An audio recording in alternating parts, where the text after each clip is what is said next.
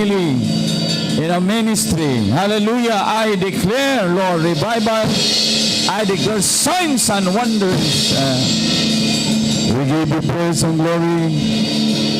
Thank you for dispatching your ministering angels to surround us in this place. Arrest every demon now in Jesus' name. Thank you, Lord. Hallelujah. Hallelujah. Allow us to feel your presence, Holy Spirit.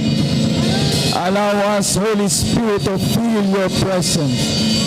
Oh, hallelujah, hallelujah. For your glory, for your glory, for your glory, for your glory.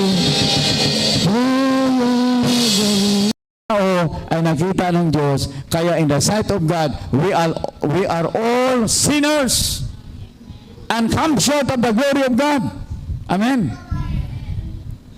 But sabi ni Pablo, I do not nullify the grace of God. May grasya po.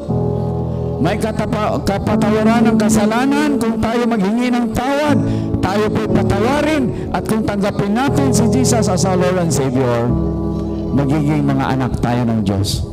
Magiging matuwid na tayo in the sight of God. Lahat ng naka-record sa langit na hindi na-record sa mga pulis, sa NBI, burahin ng Diyos doon sa langit. Deleted na lahat. Wala na tayong record of sin.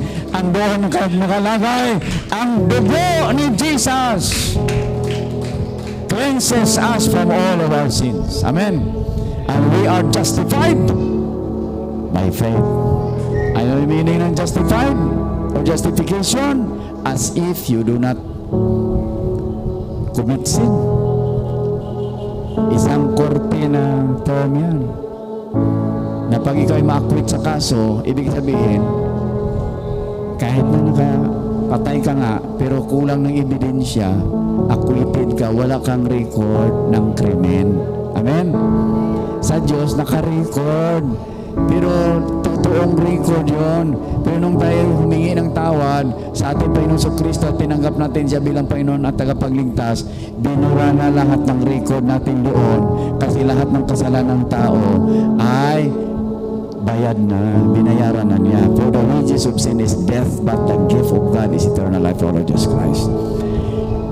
At ma-apply yun kahit sa ating panahon ngayon. Ginawa niya 2,000 years ago. Ma-apply ngayon sa lahat ng tatanggap sa Kanya, sa lahat na nagsisi sa kasalanan.